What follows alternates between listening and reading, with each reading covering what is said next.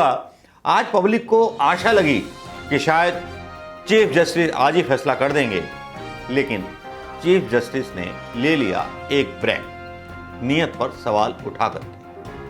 क्या ब्रेक इसलिए ले लिया गया कि सौदेबाजी का जो है दायरा बड़ा किया जा सके, क्योंकि सबका साथ सबका विकास तभी हो सकता है ना वकीलों को पता है। पहले सीबीआई को इस्तेमाल किया जाता था, सीबीआई का तोड़ नेताओं के पास था, लेकिन एनफोर्समेंट का ईडी का जो कानून है उसको काउंटर अटैक करने के लिए किसी नेता किसी वकील के पास शायद कोई कानून।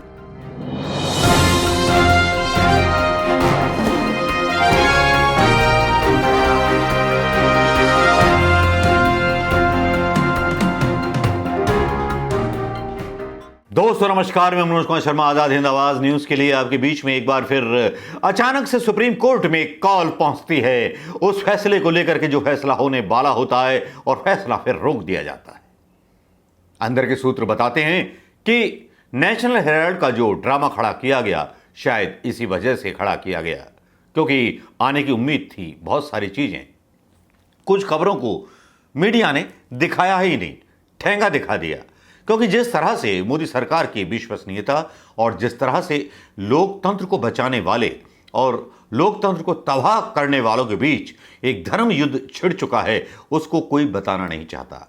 लेकिन आज हम उस धर्म युद्ध की भी बात करेंगे। आज बात करेंगे शिवसेना के उस मैटर के बारे में, बात जिसके बारे में आज सरकार के वकील की बहुत ज्यादा किरकिरी सुप्रीम कोर्ट में हो गई। जी हां, मामला शिवसेना से जुड़ा हुआ है, शिवसेना के उन बागी विधायकों से जुड़ा हुआ है जिनके बारे में एप्लीकेशन डाली थी उद्धव ठाकरे सरकार ने। और इसी बीच ईडी का आतंक संजय राउत के घर तक पहुंचा, संजय राउत को गिरफ्तार करके लोग ले गए। ये सारे घटनाक्रम अचानक से हो रहे हैं क्योंकि ईडी का तोड़ या ईडी के खिलाफ कानून किसी नेता को पता नहीं है, ना वकीलों को पता है।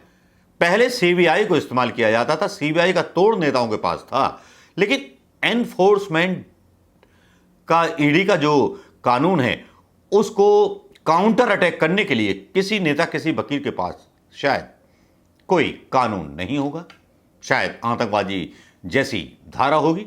लेकिन यहां पर हुआ क्या आज सुप्रीम कोर्ट में उद्धव ठाकरे की उस याचिका का, जिसमें उन्होंने जो था अयोग्य ठहराने के लिए अपने ही उन विधायकों की जो भारतीय जनता पार्टी के साथ मिलकर के, फडणवीस के साथ मिलकर के सरकार बनाना चाहते थे। महाराष्ट्र के क्राइसिस में जो टिप्पणी आई सुप्रीम कोर्ट में आज बुधवार को, उद्धव ठाकरे और एकनाथ शिंदे गुट की ओर से दाखिल 5 याचिकाओं पर सुनवाई हुई। दोनों पक्षों की तरफ से कई सारी दलीलें दी गईं। हालांकि कोई निष्कर्ष नहीं मिलने पर आज की सुनवाई टाल दी गई, कल की नई तारीख दे दी गई है। और दलील क्या दी गई? उद्धव कैंप के वकील कपिल सिब्बल ने दलील देते हुए कहा, अगर 2/3 विधायक अलग होना चाहते हैं तो उन्हें किसी से विलय करना होगा या नई पार्टी बनानी होगी। वह नहीं कह सकते कि वह मूल पार्टी है।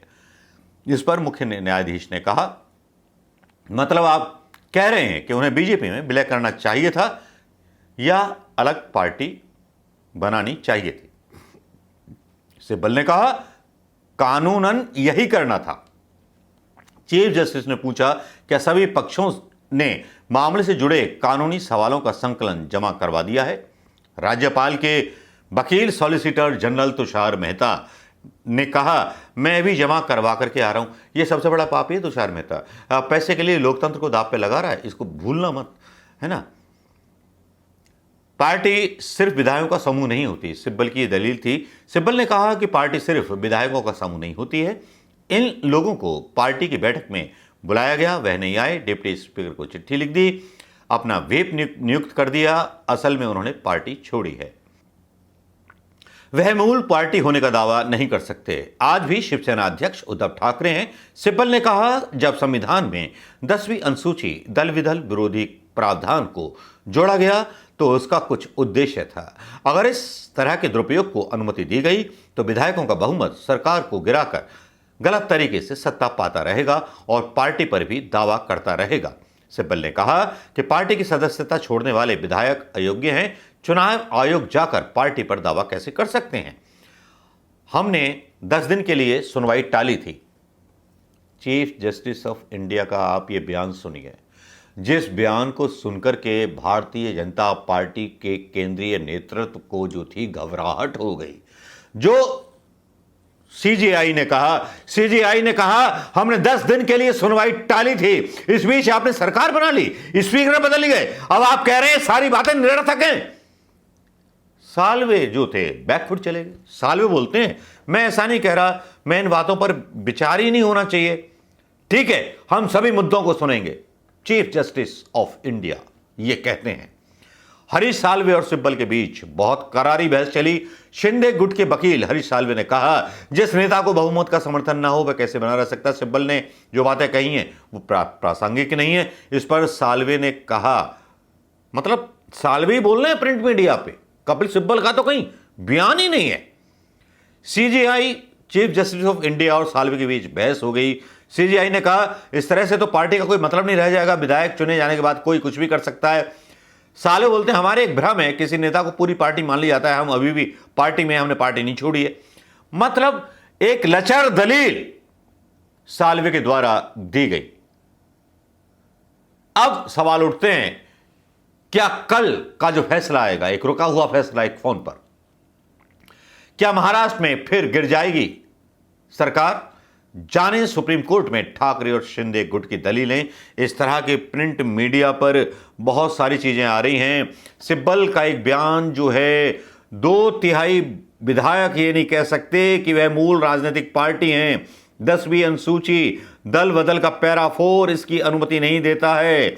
सिब्बल ने जिस तरह से उन्होंने पार्टी छोड़ी है वह मूल पार्टी का दावा नहीं कर सकते, वह स्वीकार्य नहीं है और चुनाव आयोग के समक्ष स्वीकार किया है कि पार्टी में फूट पड़ी है। ये सबसे बड़े मास्टर स्ट्रोक साबित हो रहे हैं शिवसेना के लिए।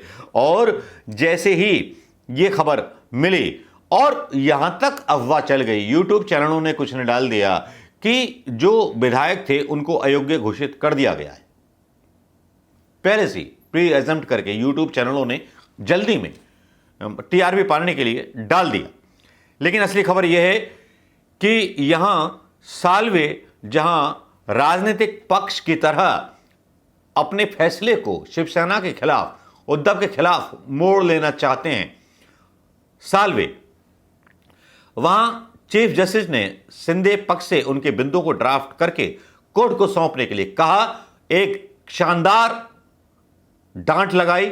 जस्टिस रमन्ना ने कहा हम कल 10 से 15 मिनट विचार करेंगे। शिंदे गुट ने कोर्ट में एक हलफनामा भी दाखिल किया है। इसमें उद्धव गुट की याचिका को खारिज करने का आग्रह किया है। कोश्यारी के वकील के बयान और ये सारा नाटक आज हुआ। आज पब्लिक को आशा लगी कि शायद चीफ जस्टिस आज ही फैसला कर देंगे, लेकिन चीफ जस्टिस ने ले लिया एक ब्रेक, नियत पर सवाल उठा करके। क्या ब्रेक इसलिए ले लिया गया कि सौदेबाजी का जो है दायरा बड़ा किया जा सके, क्योंकि सबका साथ सबका विकास तभी हो सकता है जब मोदी जी की आस, शाह जी की प्यास जब तक चलती रहे। तो शायद कहीं ऐसा तो नहीं कल आने वाला फैसला, आज तो शिवसेना पर टिप्पणी हुई है बहुत सारी उनके समर्थन में और एकनाथ शिंदे के वकील को हैरेसमेंट किया गया है, तो कल हो सकता है कि कुछ भी हो जाए, फैसला फिर से लोकतंत्र के उस खंबे को भी उखाड़ दे, मतलब जिसकी उम्मीद है। और नेशनल हेराल्ड का ड्रामा भी इसलिए खड़ा किया गया। नमस्कार, जय हिंद दोस्तों।